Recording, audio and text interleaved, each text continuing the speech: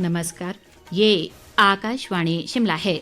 अब आप प्रभा शर्मा से प्रादेशिक समाचार सुनिए। आज के मुख्य समाचार। सूचना व प्रसारण मंत्री अनुराग सिंह ठाकुर ने मंत्रालय के 4 पोर्टल का किया शुभारंभ। कहा, विभाग का कामकाज बनेगा अधिक पारदर्शी। मुख्यमंत्री ने लोक निर्माण विभाग के मल्टी टास्क वर्करों के मानदेय में 500 रुपए की वृद्धि की घोषणा की। कहा, JOAIT अभ्यर्थियों की नियुक्ति पर फैसला लेगी सरकार। स्वास्थ्य मंत्री धनीराम शांडिल के अनुसार प्रदेश में हिमकेयर योजना के तहत 249 स्वास्थ्य संस्थानों की देनदारियां लंबित। और हिमाचल प्रदेश लैंड कोड के नवीन संस्करण का अनावरण। राजस्व संबंधी मामले सुलझाने में मिलेगी मदद। अब समाचार विस्तार से।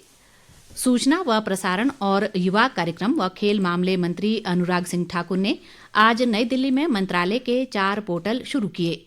इनमें प्रेस सेवा पोर्टल, केंद्रीय संचार ब्यूरो पोर्टल और वेबसाइट, नेविगेट भारत पोर्टल और स्थानीय केबल ऑपरेटर राष्ट्रीय रजिस्टर पोर्टल शामिल हैं।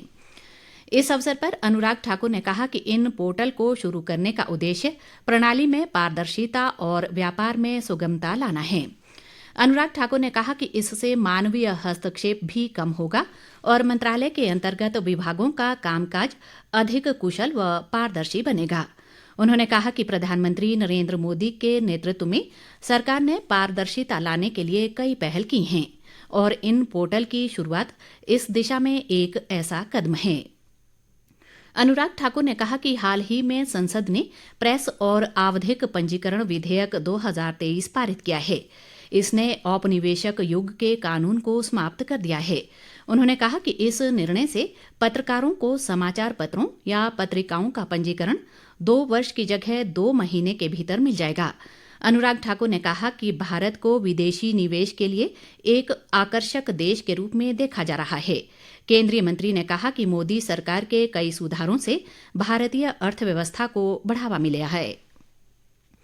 विधानसभा में वित्त वर्ष 2024-25 के लिए प्रस्तुत बजट पर हुई चर्चा का आज मुख्यमंत्री सुखविंदर सिंह सुक्खू ने सदन में जवाब दिया।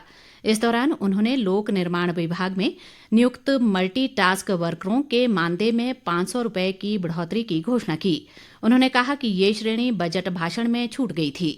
मुख्यमंत्री ने कहा कि सभी कानूनी पहलुओं पर विचार करने के बाद परीक्षा में उत्तीर्ण JOAIT को नियुक्ति दे दी जाएगी। मुख्यमंत्री ने कहा कि 14 महीने में किसी भी प्रकार का भ्रष्टाचार का आरोप सरकार पर नहीं लगा है, जो सरकार की नीयत को स्पष्ट करता है। मुख्यमंत्री ने कहा कि हम 14 महीने के लिए नहीं 5 साल के लिए आए हैं और राज्य को आत्मनिर्भर बनाया जाएगा। मुख्यमंत्री के जवाब से असंतुष्ट विपक्ष ने सदन से वॉकआउट कर दिया। इससे पहले बजट पर हुई चर्चा में हिस्सा लेते हुए निर्दलीय विधायक होशियार सिंह ने कहा कि बजट में 6 ग्रीन कॉरिडोर का जिक्र किया गया है, जो सरकार का सराहनीय कदम है। इंदिरा गांधी महिला सम्मान निधि योजना पर उन्होंने कहा कि सभी महिलाओं के लिए ये योजना होनी चाहिए, क्योंकि हिमाचल की सभी महिलाएं एक बराबर हैं। इस योजना का लाभ किसी विशेष जिला या श्रेणी को नहीं मिलना चाहिए। उन्होंने सदन में क्रिप्टो करेंसी का मामला उठाते हुए कहा कि 2500 करोड़ का घोटाला इसमें हुआ है। ऐसे में सरकार ने इस मामले को लेकर भी कोई पॉलिसी नहीं लाई, जिससे आने वाले समय में लोगों का पैसा सुरक्षित रह सके। बागवानी मंत्री जगत सिंह नेगी ने चर्चा में कहा कि ये कहना गलत है कि बजट दिशाहीन है। इस बजट में और इससे पूर्व के बजट में सीमित संसाधन होने के बावजूद भी आगे बढ़ें, इस बात का वर्णन साफ दिखता है। भाजपा के सतपाल सिंह सत्ती ने कहा कि कांग्रेस ने चुनाव लड़ने के समय कई आश्वासन दिए और झूठ बोले। उन्होंने कहा कि स्वास्थ्य विभाग में अफरा तफरी का माहौल बना हुआ है। उन्होंने डॉक्टरों की पेन डाउन स्ट्राइक और दवाओं के सैंपल फेल होने का भी मामला उठाया। उन्होंने नशे को लेकर भी सदन में चिंता जाहिर की और कहा कि चिट्टे की वजह से युवा मर रहे हैं।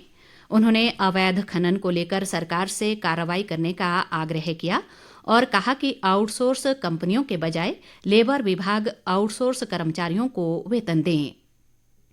कांग्रेस विधायक सुंदर सिंह ठाकुर ने बजट चर्चा में हिस्सा लेते हुए कहा कि बजट में आखिरी पंक्ति के व्यक्ति तक पहुंचने के लिए विभिन्न योजनाएं हैं।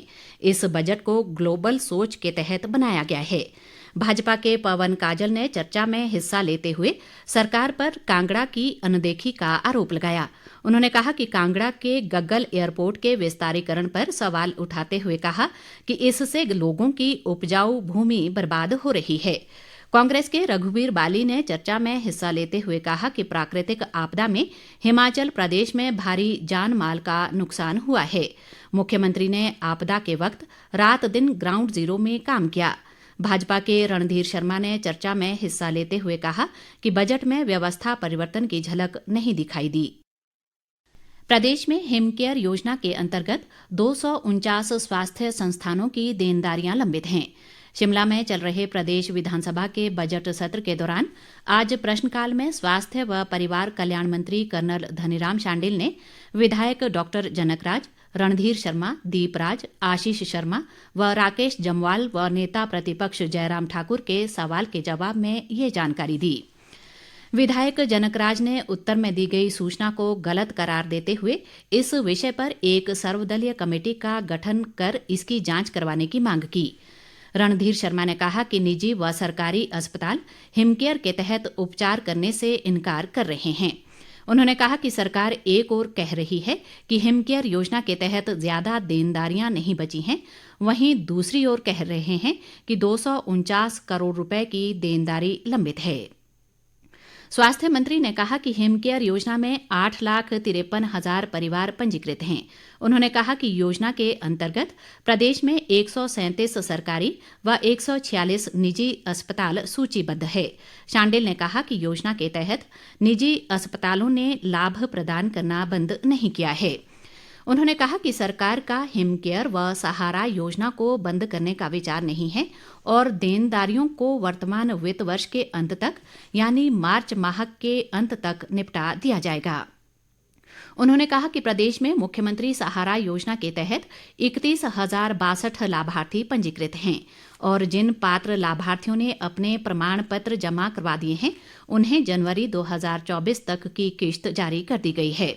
इस योजना के तहत पिछले एक वर्ष में 6,257 नए मामले स्वीकृत किए गए और वर्तमान में 543 मामले लंबित हैं। नगर व ग्राम योजना मंत्री राजेश धर्माणी ने कहा कि केंद्र को 21 परियोजनाओं के प्रस्ताव पर्वतमाला प्रोजेक्ट के तहत भेजे हैं और इनकी मंजूरी का इंतजार है। विधायक रीना कश्यप, विनोद कुमार, डॉक्टर जनकराज, केवल सिंह पठानिया, जयराम ठाकुर और रणधीर शर्मा के सवाल के जवाब में उन्होंने ये जानकारी दी।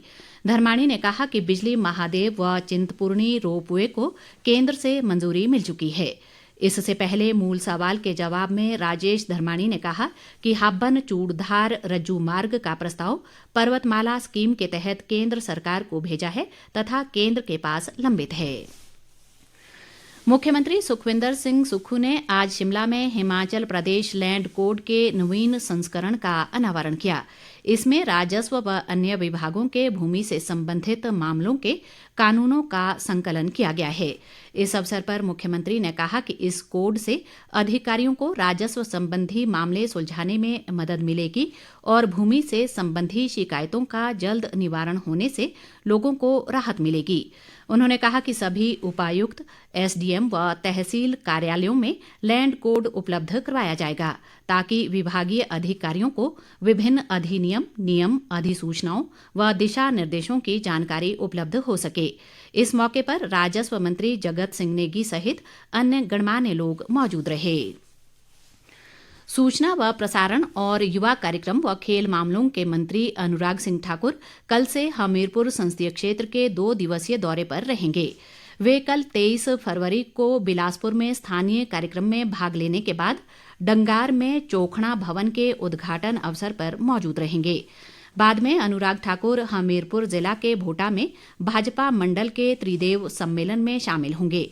24 फरवरी को अनुराग सिंह ठाकुर हमीरपुर में भाजपा मंडल के त्रिदेव सम्मेलन में शिरकत करने के अलावा बड़सर विधानसभा क्षेत्र के मैहरे में पहाड़ी महिला संगीत प्रतियोगिता में शामिल रहेंगे। बाद में केंद्रीय मंत्री ऊना जिला के थानाकलां में कुटलैहड़ मंडल के त्रिदेव सम्मेलन में भाग लेंगे।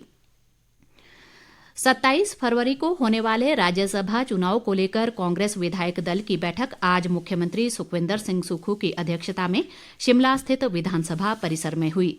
इस दौरान उन्होंने सभी विधायकों को कांग्रेस प्रत्याशी अभिषेक मनु सिंघवी के पक्ष में वोट डालने का आग्रह किया।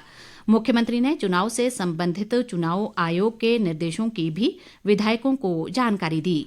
बाद में पत्रकारों से अनौपचारिक बातचीत में उन्होंने कांग्रेस प्रत्याशी की जीत का दावा करते हुए कहा कि पार्टी के सभी विधायक एकजुट हैं और अभिषेक मनु सिंघवी का राज्यसभा के लिए चुना जाना तय है। अंत में मुख्य समाचार एक बार फिर। सूचना व प्रसारण मंत्री अनुराग सिंह ठाकुर ने मंत्रालय के 4 पोर्टल का किया शुभारंभ। कहा, विभाग का कामकाज बनेगा अधिक पारदर्शी। मुख्यमंत्री ने लोक निर्माण विभाग के मल्टी टास्क वर्करों के मानदेय में 500 रुपये की वृद्धि की घोषणा की। कहा, JOA IT अभ्यर्थियों की नियुक्ति पर फैसला लेगी सरकार। स्वास्थ्य मंत्री धनीराम शांडिल के अनुसार प्रदेश में हिमकेयर योजना के तहत 249 स्वास्थ्य संस्थानों की देनदारियां लंबित। और हिमाचल प्रदेश लैंड कोड के नवीन संस्करण का अनावरण। राजस्व संबंधी मामले सुलझाने में मिलेगी मदद। इसी के साथ ये समाचार बुलेटिन समाप्त हुआ। नमस्कार।